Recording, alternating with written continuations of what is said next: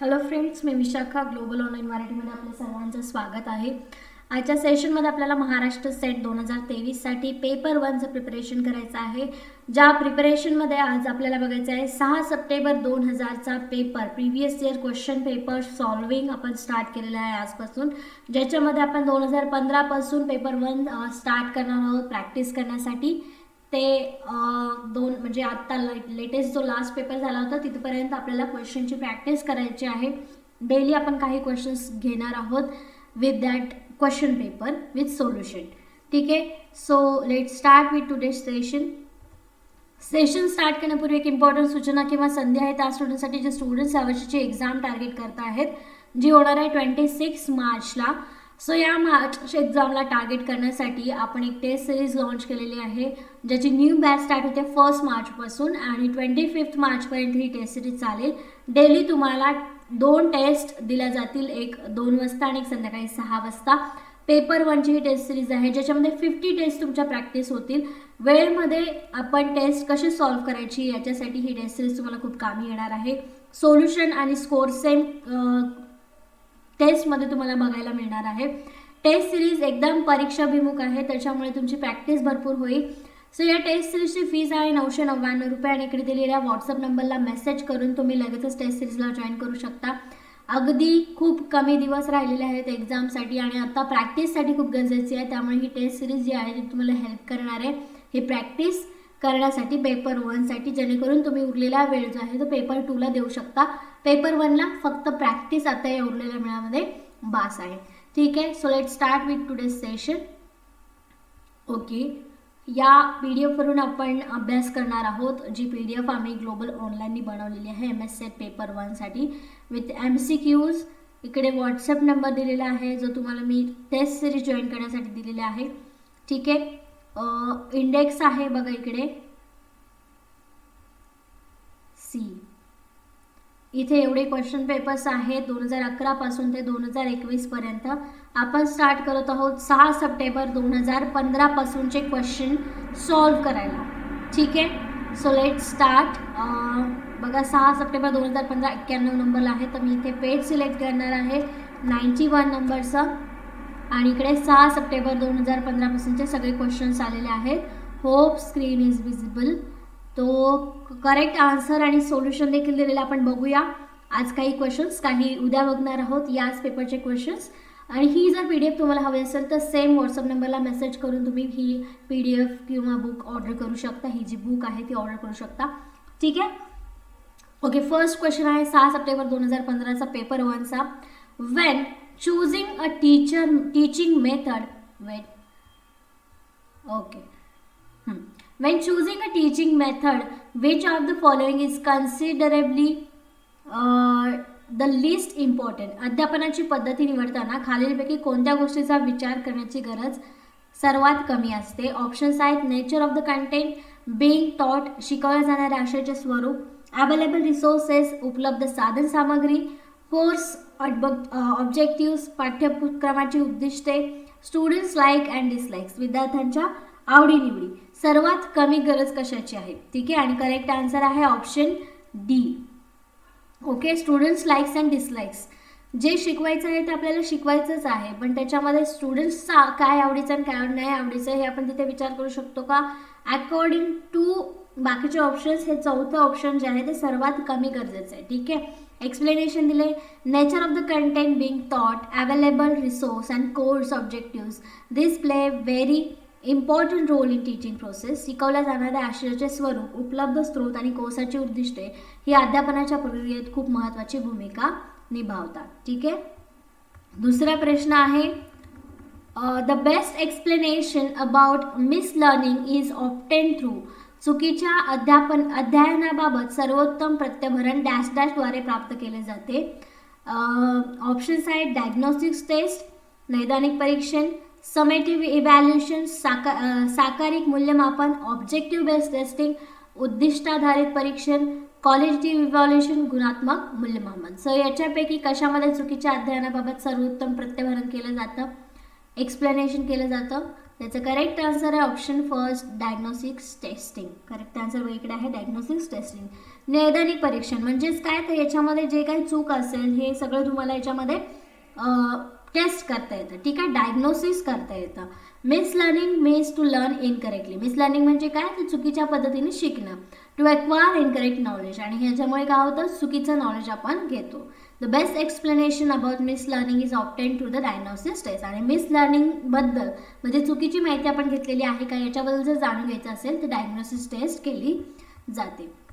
Okay, diagnosis taste कशी असते किंवा काय केलं जातं याच्याबद्दल डिटेल इन्फॉर्मेशनसुद्धा तुम्हाला दिलेली आहे या एक्सप्लेनेशनमध्ये. ठीक आहे, मराठी आणि इंग्लिशमध्ये दोन्हीमध्ये आहे. फीचर्स ऑफ डायग्नोसिस टेस्टिंग, निदान चाचणीची वैशिष्ट्ये.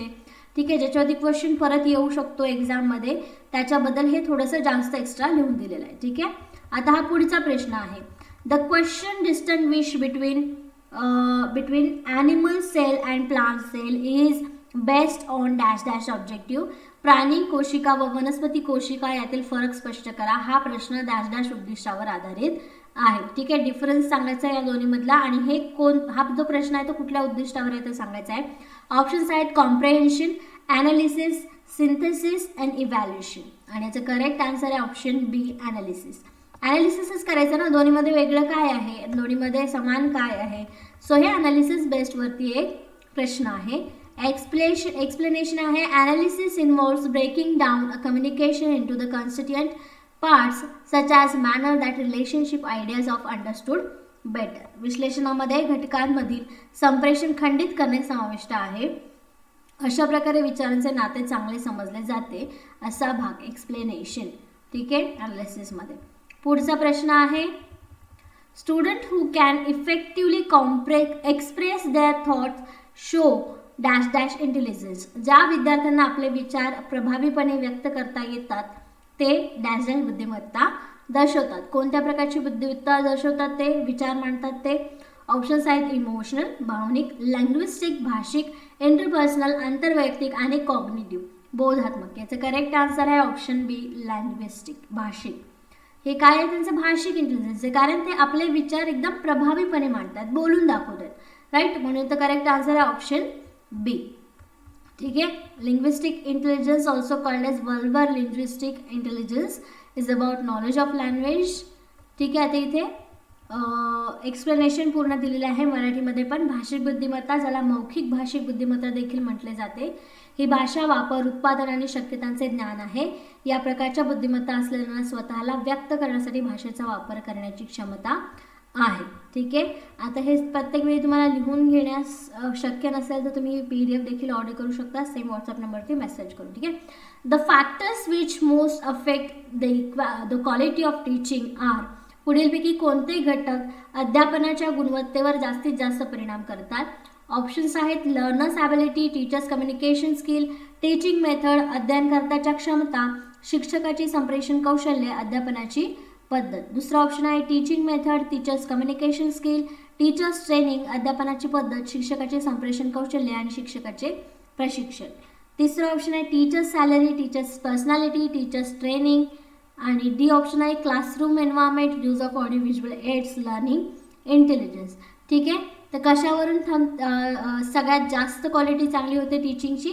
करेक्ट आन्सर आहे ऑप्शन बी, शिकवण्याची पद्धत, शिक्षकाचं संप्रेषण कौशल्य, कम्युनिकेशन कसं करतात स्टुडंटशी ते, आणि शिक्षकाचं प्रशिक्षण सुद्धा. ठीक आहे, एक्सप्लेनेशन आहे ऑप्शन बी करेक्ट दिलेलं आहे. The educational qualification of teachers is highly effective. ठीक आहे, तुम्ही हे वाचू शकता नंतर एक्सप्लेनेशन ॲज पर, म्हणजे याचं एवढं एक्सप्लेनेशन द्यायची गरज नाही आहे. ठीक आहे, पुढचा प्रश्न आहे आता the most important purpose of home assignment is to. गृहपाठ देण्यामागील सर्वात महत्त्वाचा उद्देश डॅश डॅश हा आहे. Options are keep students well engage, चांगल्या विद्यार्थ्यांना चांगल्या प्रकारे कार्यरत ठेवणे. Instil habit of hard work in students, विद्यार्थ्यांना कष्ट करण्याची सवय लावणे. Provide explanation to teacher regarding students learning, शिक्षकांना विद्यार्थ्यांच्या अध्ययनाबाबत प्रत्यभरण देणे. त्याच्यानंतर help in better attention of content, आशयाची चांगली धारणा होण्यास मदत करणे. ठीक आहे, आणि याचं करेक्ट आन्सर आहे option B, instil habit of hard work in students, विद्यार्थ्यांना कष्ट करण्याची सवय लागणे यासाठी होम असाइनमेंट दिली जाते. वर्गात शिकवलं आणि घरी जाऊन त्यांनी काहीच केलं नाही, त्यांचं प्रत्यक्ष पार्टिसिपेशन काही असेल का मग त्याच्यामध्ये? नसेल. ठीक आहे, म्हणून इथे बी ऑप्शन करेक्ट आहे. Factors supporting teaching related to teacher, learner, support material, instructional learning is one of the most important factor that brings changes in the students by adopting the best teaching techniques. ठीक आहे, चांगले teaching techniques accept करून त्यांची learning process complete होत असते. ठीक आहे, the efficient method teach a cloud explore right talent of the learners to help them towards quality of learning process. Learning process चांगली आणि इफेक्टिव्ह होण्यासाठी या सगळ्या टेक्निक्स काय करत असतात? त्यांना मदत करत असतात. ठीक आहे, ओके. पुढचा प्रश्न आहे बघा आता. Doing research involves the steps. First आहे setting research objectives and hypothesis. Then second आहे मॅथोडॉलॉजी. थर्ड आहे identification of research problem. Fourth आहे collection and analysis of data. Fifth आहे statements of result and discussion. Identify the correct sequence. आता हे जे options दिलेले आहेत, स्टेप्स दिलेले आहेत रिसर्चच्या, संशोधन करताना संशोधनाची उद्दिष्टे व अनुषंगिक गृहीतक, पद्धतीशास्त्र, संशोधन समस्या ओळखणे, मिळालेल्या गुणात्मक संख्यात्मक माहितीचे विश्लेषण करणे, फलिताचे चर्चात्मक विवेचन करणे, या बाबींचा पुढचा प्रश्न इकडे आहे, या बाबींचा उपयोग केला जातो, त्यांचा योग्य क्रम लावा. ठीक आहे, क्रम लावण्यासाठी जे स्टेटमेंट्स आहेत ती परत बघावे लागतील. यातला करेक्ट सिक्वेन्स जो असणार आहे तो असणार आहे सी. ठीक आहे, सी मध्ये काय आहे मग याच्यामध्ये? 3 1 2 4 5. ठीक आहे, बघा 3 2 1 4 आणि 5. बरोबर आहे? बरोबर आहे ना? सी स्टेटमेंट्स, कारण इथे स्टेप्स पण दिलेले बघा एक्सप्लेनेशनमध्ये. पहिले आयडेंटिफाय द प्रॉब्लेम, त्याच्यानंतर review literature, clarify the problem, clarify define terms and concept, define the population, develop the instrument plan, collect data, analyse the data. ठीक आहे, नेक्स्ट क्वेश्चन आहे the bibliography of research report. एखाद्या संशोधन अहवालाच्या संदर्भात काय बरोबर आहे ते सांगायचं आहे.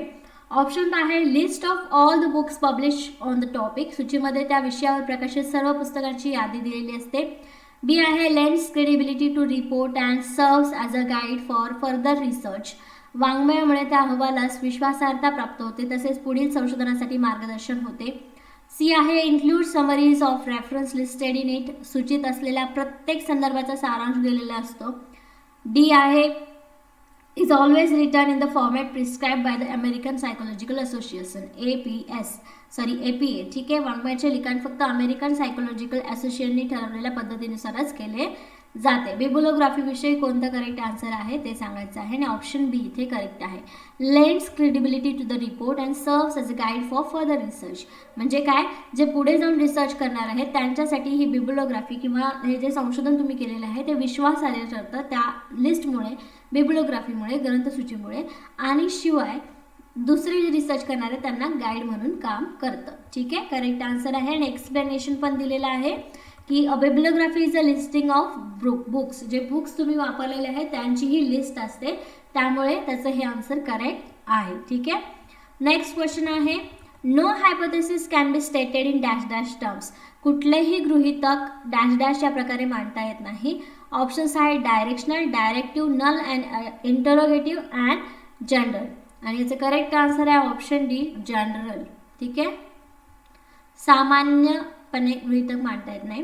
Hypothesis cannot be stated in general terms. Hypothesis सामान्यतेमध्ये सांगितले जाऊ शकत नाही. That's his reason. आणि डायरेक्टली ते डायरेक्ट क्वेश्चन इथे विचारलेलं आहे, कोणत्या फॉर्ममध्ये हायपोथेसिस मांडलं जाऊ शकत नाही. ठीक आहे, पुढचा प्रश्न आहे द एफ टेस्ट. एफ चाचणी, ह्याच्याबद्दल कुठलं करेक्ट आन्सर आहे. Option A is basically one sided, हे मुख्यतः एकभुज असते. इज बेसिकली टू साइडेड, मुख्यतः द्विभुज असते. Can be either depending on the hypothesis. And D can never be two sided, द्विभुज कधीच नसते. ठीक आहे, आणि याचं करेक्ट आन्सर आहे option C can be either depending on hypothesis. गृहीतकानुसार एकभुज किंवा द्विभुज असू शकते. म्हणजे एफ टेस्टला वन साइडेड आहे की टू साइडेड आहे हे सांगू शकत नाही. ठीक आहे, डिपेंड असतं त्या हायपोथेसिसवर. ठीक आहे, An F-test is a statistical test in which the test static has an F distribution under the null hypothesis. It is most often used when comparing statistical models that have been fitted to the data set in order to identify the model that best fits the population from which data were sampled. ठीक आहे, काय आहे F taste ही कोणत्याही सांख्यिकीची चाचणी असते ज्यात चाचणी आकडेवारीमध्ये शून्य गृहीतकामध्ये एक वितरण काय असतं होते. डेटा नमुना बसवलेल्या आकडेवारीच्या मॉडेलची तुलना करताना बहुतेकदा याचा वापर केला जातो ज्यावरून डेटा नमुना केलेल्या लोकसंख्येत सर्वात योग्य बसते. एफ टेस्टचा उपयोग तुम्हाला एक्सप्लेन केलेला आहे आणि त्याच्यामध्ये हायपोथेसिस वरती डिपेंड असते की वन साइडेड आहे की टू साइडेड आहे. ठीक आहे. नेक्स्ट क्वेश्चन आहे एक्सपेरिमेंटल रिसर्च कॅन बी. प्रायोगिक संशोधनाचे डॅश डॅश करता येते. ऑप्शन्स आहेत इझिली जनरलाइज सहजपणे सामान्यीकरण करता येते, इझिली अनालाइज सहजपणे विश्लेषण करता येतं, इझिली प्लॅन सहजपणे नियोजन करता येतं, प्रिसाइजली कंट्रोल नेमकेपणाने नियंत्रण करता येतं. आणि याचं करेक्ट आन्सर आहे ऑप्शन डी प्रिसाइजली कंट्रोल. ठीक आहे, नेमकेपणाने नियंत्रण करता येतं एक्सपेरिमेंटल रिसर्चमध्ये. Scientist use control experiments because they allow the precise control of extraneous and independent variables. तर आपण बघितलं होतं शिकताना पण की एक्सपेरिमेंटल रिसर्चमध्ये चल जे आहेत किंवा व्हेरिएबल्स जे आहेत ते कंट्रोल करता येतात, मॅनिप्युलेट करता येतात. ठीक आहे, म्हणून तर करेक्ट आन्सर काय आलेला आहे ऑप्शन डी. ठीक आहे. पुढचा प्रश्न आहे the quality of research journal indicated by it's dash dash. एखाद्या संशोधन नियतकालिकाचा दर्जा ओके डबल झालं. ठीक आहे, एखाद्या संशोधन नियतकालिकाचा दर्जा डॅश डॅश असतो. ऑप्शन आहे एच इंडेक्स, जी इंडेक्स, ओ स्कोर, इम्पॅक्ट फॅक्टर. त्याला काय म्हटलं जातं ऑप्शन डी इम्पॅक्ट फॅक्टर म्हटलं जातं. ठीक आहे, the quality of research journal indicated by it's impact factor. कुठल्या इम्पॅक्ट फॅक्टर आहेत त्याच्यावरून त्या रिसर्च जर्नलची क्वालिटी ठरली जाते. ठीक आहे. Impact factor and index based on the frequency with which journals article are cited in scientific publication is a putative market of general quality. Impact factor जर्नलचे लेख वैज्ञानिक प्रकाशनात नमूद केले गेले आहेत त्या वारंवारतेवर आधारित अनुक्रमणिका व जर्नलच्या गुणवत्तेचे अचूक चिन्ह आहे. ठीक आहे. Okay, now answer question number 13 to 18 based on either the English passage और द मराठी पॅसेज. दोन पॅसेज दिलेले असतात आपल्याला एक्झाममध्ये पण, एक तर मराठी किंवा इंग्लिश. तुम्ही एक तर मराठी पॅसेज रीड करून इंग्लिशमधले क्वेश्चन सॉल्व्ह करू शकत नाही किंवा इंग्लिश पॅसेज वाचून मराठीमधले क्वेश्चन सॉल्व्ह करू शकत नाही. Marathi passage Marathi questions, English passage English question तुम्हाला सॉल्व्ह करायचे असतात. बघा इथे आता हा मी पॅरेग्राफ पूर्ण रीड करू शकत नाही पण मी त्याचे आन्सर्स तुम्हाला सांगणार आहे. ठीक आहे, 2015च्या क्वेश्चन पेपरचे हा पॅसेज तुम्ही रीड करू शकता नंतर. ओके, क्वेश्चन आहे some conventional men think that. व्यक्तिमत्व विकासाचे महत्त्वाचे साधन कोणते. ऑप्शन्स आहेत they must take all decisions in families किंवा सोसायटी समाज. Woman should get equal advantage and privilege जीवन. त्याच्यानंतर they must have all the convenience and advantage in family. स्वभाषा आणि everyone in family must obey them.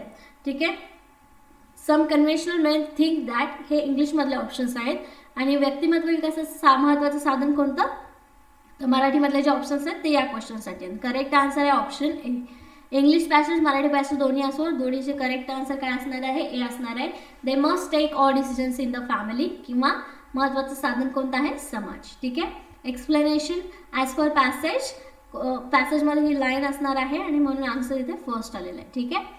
Next question आहे thinking in terms of we means thinking about.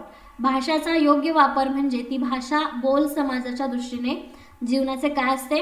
Option आहे the family, the nation, आकलन, रसग्रहण, both men and women, मूल्यमापन आणि D आहे the society, निरीक्षण. सो याचं करेक्ट आन्सर आहे option D the society.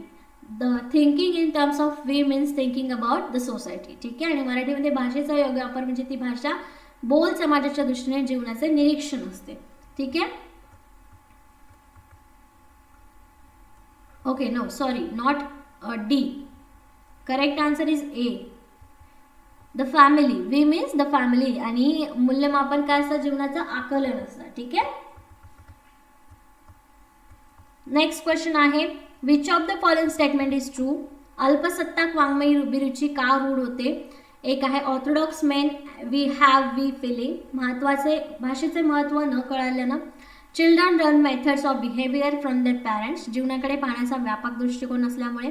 Parents and children must have a friendly relationship, Marathi भाषा बहुरंगी असल्यामुळे. डी आहे the habit information for the family should start from grandparents, साहित्य व्यवहार न कळाल्यामुळे. आणि याचं करेक्ट आन्सर आहे option B. Which of the following statement is true? Children learn methods of behaviour from their parents. ठीक आहे.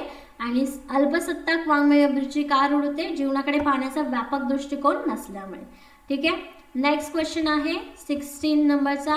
The communication and the relationship building being with Dalit ग्रामीण लेखकांनी कोणते महत्त्वाचे काम केले आहे? ऑप्शन्स आहेत ऑर्डरिंग अँड डिटेक्टिंग, त्यांनी बोलीचे महत्त्व स्पष्ट केले. ऑर्डरिंग अँड ओबेइंग, लिखित भाषेचे महत्त्व स्पष्ट केले. एक्सपेक्टिंग अँड स्पीकिंग, भाषेचे महत्त्व नाकारले. लिसनिंग अँड अंडरस्टँडिंग, आणि त्यांनी स्वभाषेला अभिव्यक्तीचे माध्यम बनवले. आणि करेक्ट आन्सर आहे option D, listening and understanding, आणि स्वभाषेला अभिव्यक्तीचे माध्यम बनवले. ठीक आहे. पुढचा प्रश्न आहे if parents try to understand the child their reaction will be in consonance with the child's, बोलीच्या वापरामुळे शब्दांचा वापर कमी झाला असला तरी त्यातील भावविषमता कमी झाल्याने लोकजीवनाच्या वास्तव चित्रणाला गती मिळाली आहे. ऑप्शन्स गती मिळाली. ऑप्शन्स आहे बिहेवियर, अचीवमेंट, ॲबिलिटीज, ॲम्बिशन्स. आणि मराठीमध्ये पूर्वार्ध बरोबर, उत्तरार्ध चूक, पूर्वार्ध चूक, उत्तरार्ध बरोबर, संपूर्ण विधान बरोबर आणि संपूर्ण विधान चूक. ठीक आहे. इथे दोन मराठीमध्ये असं दिलेलं आहे कारण याच्यामध्ये एक दोन स्टेटमेंट आहे. बोलीच्या वापरामुळे शब्दांचा वापर कमी झाला आहे एक स्टेटमेंट आहे आणि त्याच्यानंतरचं दुसरं स्टेटमेंट आहे. आणि याचं करेक्ट आन्सर आहे ऑप्शन सी, ॲबिलिटीज. पहिल्याचं आहे the child's be inconsistent with the child's abilities. ठीक आहे. आणि दुसऱ्याचा आन्सर संपूर्ण विधान बरोबर आहे, म्हणजे दोन्ही विधान बरोबर आहे. ठीक आहे. ओके. नेक्स्ट क्वेश्चन आहे the most appropriate title of for the passage is, या उत्तरास अधिक समर्पक शीर्षक कोणते? आता दोन्ही पॅसेज वेगवेगळे आहेत तर त्याच्या दोन्हीसाठी वेगवेगळे टायटल येतील पण दोन्हीचा आन्सर सेम असणार आहे. The parents child relationship and the family, वाङ्मयीन प्रवाह, the compulsion of family life, भाषा आणि बोली, ट्रू रिलेशनशिप बिल्डिंग, दलित साहित्याचे महत्त्व, success and failure in the family, ग्रामीण साहित्याचे महत्त्व. याचं करेक्ट आन्सर आहे option B, the compulsion of family life and भाषा आणि बोली. ठीक आहे. नेक्स्ट क्वेश्चन आहे which of the following is not an example of non verbal communication, खालीलपैकी कोणते निशब्द संज्ञापनाचे उदाहरण नाही? ऑप्शन आहे letter writing, facial expression, pace of speaking, silence. आणि त्याचं करेक्ट आन्सर आहे ऑप्शन ए, लेटर रायटिंग. काय बोललेलं आहे? Non verbal communication. Letter writing is a verbal communication, verbal म्हणजे लिखित. ठीक आहे, दिसते ते. तर लेटर रायटिंग इज अ लिखित म्हणजे व्हर्बल कम्युनिकेशनचं एक्झाम्पल आहे, म्हणून नॉन व्हर्बलमध्ये हे येत नाही. आणि ऑप्शन करेक्ट, त्यामुळे इथे ए आलेला आहे. ठीक आहे. आता पुढचा प्रश्न आहे 20 नंबरचा. On which criteria communication can be classified into interpersonal and intrapersonal and interpersonal, group and mass communication. कोणत्या निकषाच्या आधारे संज्ञापनाचे स्वसंवाद, दोन व्यक्तींमधील संवाद आणि गट संज्ञापन वा जनसंज्ञापन असे वर्गीकरण करता येते? कोणत्या काय विचारलंय? कोणत्या निकषाच्या आधारे? ऑप्शन्स आहेत मीडियम ऑफ कम्युनिकेशन, संज्ञापनाचे माध्यम, number of participants in communication, संज्ञापनात सहभागी व्यक्तींची संख्या, मेसेज ऑफ कम्युनिकेशन, संज्ञापनातील संदेश व आशय, पर्पज ऑफ कम्युनिकेशन, संज्ञापनाचा हेतू. आणि करेक्ट आन्सर आहे option B, number of participants in communication. याच्यावरती बेस्ड असतं. ठीक आहे. दोन व्यक्ती, ग्रुप, ठीक आहे, जनसमूह आणि याच्यावरती डिपेंड असतं या प्रकारचे कम्युनिकेशनचे टाईप. ठीक आहे. पण ऑप्शन बी इथे करेक्ट आहे. ओके. पुढचा प्रश्न आहे which of the following is most correct? Description of breaking news in the context of news channel. वृत्तवाहिन्यांच्या संदर्भात ब्रेकिंग न्यूज या संज्ञेचे खालीलपैकी सर्वात योग्य वर्णन कोणतं? ऑप्शन आहे a news mainly about shocking और व्हायलेंट इव्हेंट, मुख्यत्वे धक्कादायक व हिंसक घटनेशी संबंधित बातमी. A news mainly based on picture taken by the hidden camera, महत्त्व छुपे कॅमेऱ्याने टिपलेल्या घटनेशी संबंधित बातमी. A short and developing news about a important event just discovered, नुकत्याच कळालेल्या महत्त्वाच्या घटनेशी संबंधित छोटी आणि विकसनशील बातमी. अँड डी आहे the precise news focusing on investigation of political corruption, राजकीय भ्रष्टाचाराच्या शोध व चौकशीवरती न्यूज असते ती. आता बघा, फक्त हिंसक घटनेवरती बातमी म्हणजे ब्रेकिंग न्यूज का नाही, किंवा छुप्या कॅमेऱ्याने टिपलेली घटनेची बाबतीत ठीक आहे, याला आपण 2 मध्ये कन्सिडर करूया. 3 बी आणि सी मध्ये जर कन्सिडर करायला गेलो, चौथं पण येणार नाही, कारण फक्त भ्रष्टाचाराच्या न्यूज म्हणजे ब्रेकिंग न्यूज नाही. आणि या दोन्हीमध्ये ऑप्शन्स बघता सी ऑप्शन जास्त करेक्ट आहे, कारण ब्रेकिंग न्यूज कधी येते, जस्ट समजलेल्या बातमीला आपण काय म्हणतो, breaking news. A short developing news about a important event just discovered, आत्ताच कळायला माहितीला आपण ब्रेकिंग न्यूज असं म्हणतो, राईट. ओके, नेक्स्ट क्वेश्चन आहे, what is the significance of the 1980s the context of television in India, भारतातील दूरचित्रवाणीच्या संदर्भात 1980च्या दशकाचे महत्त्व काय आहे. Options are, television transmission began in India, भारतात दूरचित्रवाणी प्रक्षेपणाची सुरुवात झाली. बी आहे DTH services and television began in India, भारतात दूरचित्रवाणी प्रक्षेपणासाठी DTH सेवेची सुरुवात. त्याच्यानंतर सी आहे rapid expansion of Doordarshan network, दूरदर्शनच्या जाळ्याचे वेगाने विस्तार. डी आहे privately owned TV channels were allowed in India, खाजगी दूरचित्रवाणी वाहिन्यांना भारतात परवानगी. आणि याचं करेक्ट आन्सर आहे option C, rapid expansion of Doordarshan network, दूरदर्शनच्या जाळ्याचा वेगाने विस्तार झाला 1980च्या दशकामध्ये. हे महत्त्व आहे दूरदर्शनचं टेलिव्हिजनचं भारतामध्ये, ठीक आहे. एक्सप्लेनेशन पण आहे. ओके, नेक्स्ट क्वेश्चन आहे, the round table sitting arrangement in a typical conference room facilities, सर्वसाधारण परिषद कक्षामध्ये असलेली बसण्याची गोलमज बैठक रचना कोणत्या प्रकारच्या संज्ञापनाला प्रोत्साहित करते. Option A, one directional communication, एकदिशा संज्ञापन.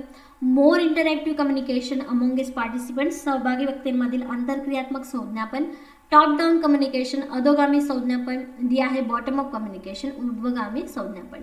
याचं करेक्ट आन्सर आहे ऑप्शन बी. सगळ्यात ऑप्शन बघता तुम्हाला बी ऑप्शन जास्त करेक्ट वाटेल, की सहभागी व्यक्तींमधील आंतरक्रियात्मक संज्ञापन होण्यासाठी राऊंड टेबल अरेंजमेंट किंवा राऊंड टेबल कॉन्फरन्स होत असते.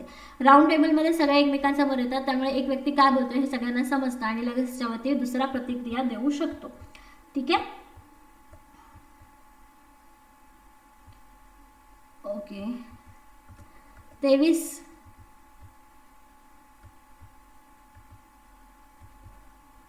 24वा प्रश्न इकडे आहे, what communicative dimensions are added when PowerPoint presentation is best in teaching, शिकवताना पॉवर पॉईंट सादरीकरणाचा वापर केल्यामुळे संज्ञापनातले कोणते आयाम नव्याने मिळतात. ऑप्शन्स ए, ओनली व्हिज्युअल, फक्त दृश्य. ओनली ऑडिओ, फक्त श्राव्य. ऑडिओ ॲज वेल ॲज व्हिज्युअल, श्राव्य आणि दृश्य. ऑडिओ व्हिज्युअल आणि इंटरॅक्टिव्ह, श्राव्य, दृश्य आणि आंतरक्रियात्मक. तर याचं करेक्ट आन्सर आहे ऑप्शन डी. तिन्ही आपल्याला कामं सोपे करतात पॉवर पॉईंटमध्ये शिकवतो तेव्हा, किंवा पॉवर पॉईंटचा वापर करून शिकवतो तेव्हा, ठीक आहे. ऑडिओ, व्हिज्युअल आणि इंटरॅक्टिव्ह, श्राव्य, दृक आणि आंतरक्रियात्मक, या सगळ्यांसाठी पॉवर पॉईंट चांगला आहे, ठीक आहे. पुढचा प्रश्न आहे, okay, consider the following code word for the fruits banana 010, apple 111, mango 101. By the nearest decoding process, the code word 000 will be decoded to. खालीलप्रमाणे फळांचे नामकरण सांकेतिक शब्दामध्ये केले. केळे 110, सफरचंद 111, आंबा 101. तर जास्तीत जास्त जवळचा शब्द या निसांकेतिक नियमानुसार 000 या सांकेतिक शब्दाचे निसांकेतिकरण करताना कोणता वर्ड होईल, ठीक आहे. ऑप्शन आहे banana, Apple, mango, either Apple और आयदर मँगो. याचं करेक्ट आन्सर आहे ऑप्शन ए, बनाना.